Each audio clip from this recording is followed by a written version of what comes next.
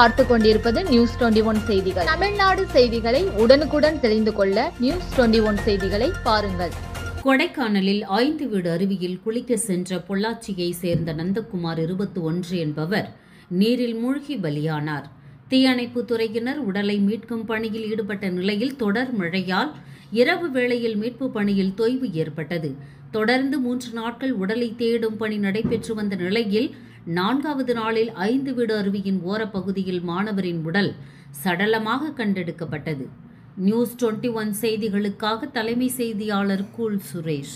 வடகிழக்கு பருவமழையால் செஞ்சி, மேல்மலையனூர், சத்தியமங்கலம் உள்ளிட்ட பகுதிகளில் சில நாட்களாக மழை பெய்து வருகிறது.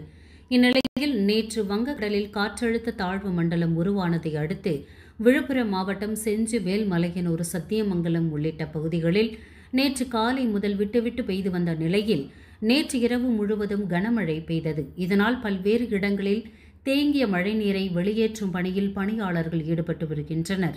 இந்நிலையில் சத்தியமங்கலம் பேருந்து நிறுத்தம் அருகில் உள்ள குடியிருப்பு பகுதியில் மழைநீர் தேங்கியது. இதுகுறித்து தகவல் அறிந்த முன்னாள் அமைச்சர் செஞ்சி மஸ்தான் எம்எல்ஏ அப்பகுதிக்கு நேரில் சென்று பார்வையிட்டு குடியிருப்பு பகுதியில் தேங்கிய மழைநீரை உடனடியாக ஜேசிபி இயந்திரம் மூலம் வெளியேற்றுவதற்கு அவர் அறிவுறுத்தினார். தொடர்ந்து சத்தியமங்கலம் அரசு மருத்துவமனை எதிரில் செல்லும் வடிகால் வாய்க்கால்களையும் வராக ஆற்றில் ஏற்பட்டுள்ள உடைப்புகளை பார்வையிட்டு உடனடியாக சரி செய்வதற்கு துறை சார்ந்த அதிகாரிகளுக்கு அவர் அறிவுறுத்தினார். இதில் செஞ்சி ஒன்றிய பெருந்தலைவர் விஜயகுமார், நெடுஞ்சாலைத்துறை செஞ்சி உட்கோட்ட செயற்பொறியாளர் அக்பர் அலி, வட்டாட்சியர் துரைசெல்வன், ஊராட்சி மன்ற தலைவர் அபர்ணா ரவிசங்கர் உள்ளிட்டோர் உடன் இருந்தனர். நியூஸ் 21 செய்திகளுக்காக செய்தியாளர் ராஜாமணி. மேல்மலையனூர் அங்காளம்மன் கோவிலில் ஐப்பசி மாத ஊஞ்சல் உற்சவம் வெகு விமரிசையாக நடைபெற்றது. கொட்டும் மழையில் பல்லாயிரக்கணக்கான பக்தர்கள் கலந்து கொண்டு சாமி தரிசனம். விழுப்புரம் மாவட்டம் செஞ்சி அடுத்த மேல்மலையனூர் அருள்மிகு அங்காளம்மன் கோவில் மிகவும் பிரசித்தி பெற்றது. இத்திருக்கோவிலில் மாதந்தோறும் அமாவாசை அன்று ஊஞ்சல் உற்சவம் நடைபெறுவது வழக்கம். நேற்று ஐப்பசி மாத ஊஞ்சல் உற்சவம் வெகு விமரிசையாக நடைபெற்றது.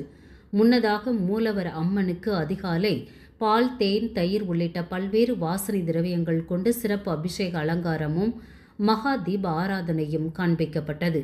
அதனைத் தொடர்ந்து உற்சவர் மங்கள கௌரி அம்பாள் அலங்காரத்தில் பக்தர்களுக்கு எழுந்தருளி வடக்கு வாசல் வழியாக கோவிலில் வலம் வந்து ஊஞ்சல் மேடையில் அங்காள் அம்மனை அமர வைத்து பூசாரிகள் தாலாட்டு பாடல் பாடினார்கள்.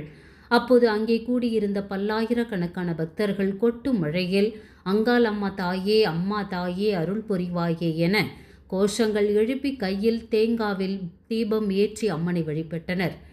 நியூஸ் 21 செய்திகளுக்காக செய்தியாளர் ராஜாமணி. கொடைக்கானல் 5 வீடு அருவியில் மருத்துவக் கல்லூரி மாணவன் உயிரிழந்த விவகாரம் எதிரொலி. 5 வீடு அருவியில் பாதுகாப்பு அம்சங்களை ஏற்படுத்தி தர வேண்டும் என தர்ணாவில் ஈடுபட்ட கிராம மக்கள் மற்றும் உள்ளூர் பொதுமக்கள் சுமார் 2 மணி நேரமாக ஈடுபட்ட நிலையில் தடுப்பு வேலிகள் அமைக்க நாளை அதிகாரிகள் ஆய்வு செய்து நடவடிக்கை எடுப்பதாக உறுதியளித்ததை தொடர்ந்து கிராம மக்கள் மற்றும் உள்ளூர் மக்கள் நாளை தடுப்பு வேலி அமைக்கும் பணியில் துவங்காவிட்டால் தாங்களே தடுப்பு வேலிகள் அமைத்துக் கொள்வோம் என்றும் சுற்றுலா அலுவலகத்திற்கு பூட்டு போட்டு தங்களது எதிர்ப்பை பதிவு செய்வோம் என கூறி அனைவரும் கலைந்து சென்றனர்.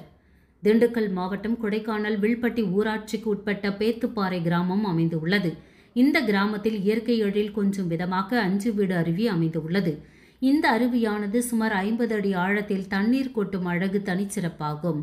மேலும் இந்த அருவியின் மேற்பகுதியில் இருந்து சுற்றுலா பயணிகள் அருவியின் அழகை பார்க்காமல் அருவியின் மிக அருகே செல்ல சரிவான பாறை பகுதியில் நடந்து சென்று அருவியை பார்த்து வருவதை வாடிக்கையாக வைத்துள்ளனர். இந்நிலையில் பொள்ளாச்சியை சேர்ந்த மருத்துவக் கல்லூரி மாணவன் இந்த அருவியில் குளிக்க சென்று மாயமான நிலையில் 4வது நாளாக நேற்று மாணவனின் சடலம் பல சிரமங்களுக்கு பின்னர் மீட்கப்பட்டது.